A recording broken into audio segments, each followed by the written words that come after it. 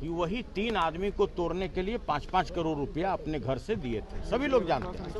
अशोक चौधरी पूरी शक्ति मिल करके ये तो उसके सामने पिलुआ पताई है। इनका कौन दम है कि ये हराएंगे और जिताएंगे।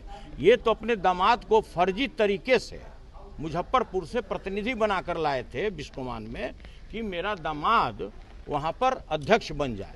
तो देखिए ये लोग सब काम फर्जी तरीके से करता है। जैसे ही प्रोफेसर बन गए, किसी दलित गरीब दलित का हक मार करके ये प्रोफेसर बन गए। अब बताइए ये प्रोफेसर बन गए तो क्या पढ़ाएंगे।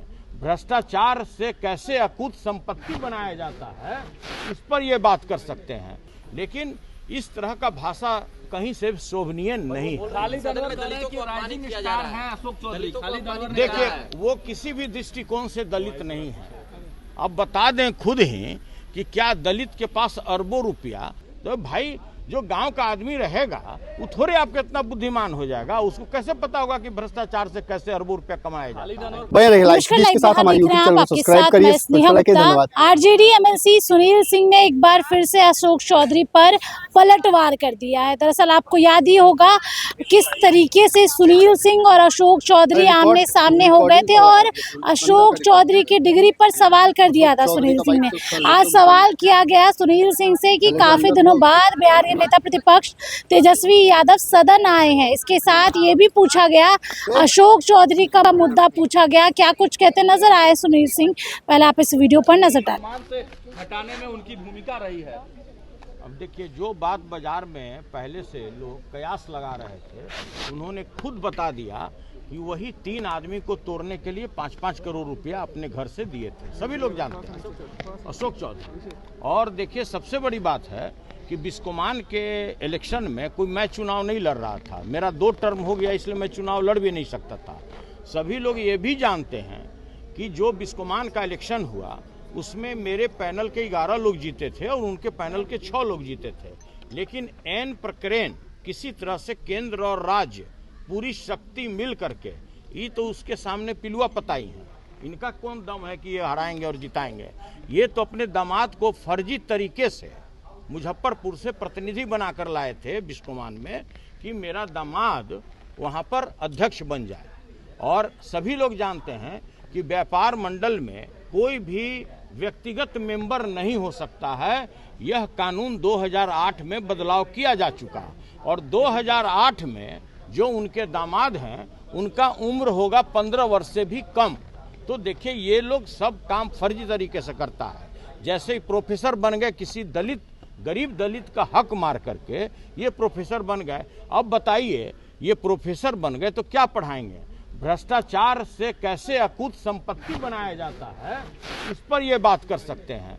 ये बात कर सकते हैं कि भाई हम किस तरह से अपना चोला बदल करके कभी इधर कभी उधर हम चले जाएं। तो देखिए ये कोई भी सीनियर मंत्री हैं उनके ये बात करने का तरीका नहीं हो सकता है जिस तरह से उन्होंने कल भाषा का इस्तेमाल किया। सभी लोग जानते हैं कि मेरे बड़े भाई हैं, बड़ा सम्मान है उनके लिए मेरे दिल में, लेकिन इस तरह का भाषा कहीं से शोभनीय नहीं है। देखिए वो किसी भी दृष्टिकोण से दलित नहीं है। अब बता दें खुद ही कि क्या दलित के पास अरबों रुपया, जिस तरह से प्रशांत किशोर जी आरोप लगा रहे थे कि भाई वो और साक्ष्यों के साथ कि भाई उन्होंने अरबों रुपया कमाया है, तो भाई वो तो साक्ष्य प्रस्तुत किए ना। इसलिए भाई देखिए ये इस तरह का भाषा कभी भी किसी दृष्टिकोण से कि इलिटरेट है। अरे भाई हम 1980 में आदर्श स्कूल बिहार शरीफ से मैट्रिक की है, हम नालंदा कॉलेज बिहार शरीफ से इंटरमीडिएट किए, बीएससी किए और हम एमएससी किए, और फिर भी हम इलिटरेट हैं।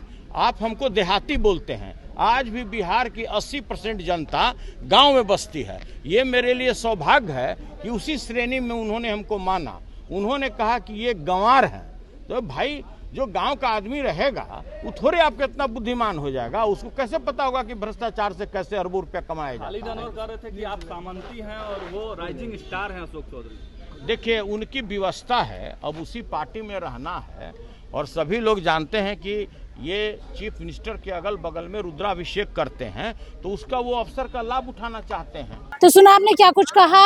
सुनील सिंह ने सीधे तौर पे ये कह रहे हैं कि इन्होंने तो अपने मुंह से खुद ही कह दिया कि कैसे इन लोगों ने मुझे बिस्कुमान का चुनाव हरवाया, इसके साथ फर्जी डिग्री और इसके साथ अपने दामाद को किस तरीके से एंट्री दिला रहे हैं, उसकी बात भी सुनील सिंह कह रहे हैं। अब देखना होगा सुनील सिंह के इस बयान के बाद अशोक चौधरी क्या कुछ कहते हैं, क्या पलटवार करते हैं। सबकी नज़र इस पर बनी रहेगी। आप बने रहिए हमारे साथ, तब तक के लिए बहुत बहुत शुक्रिया।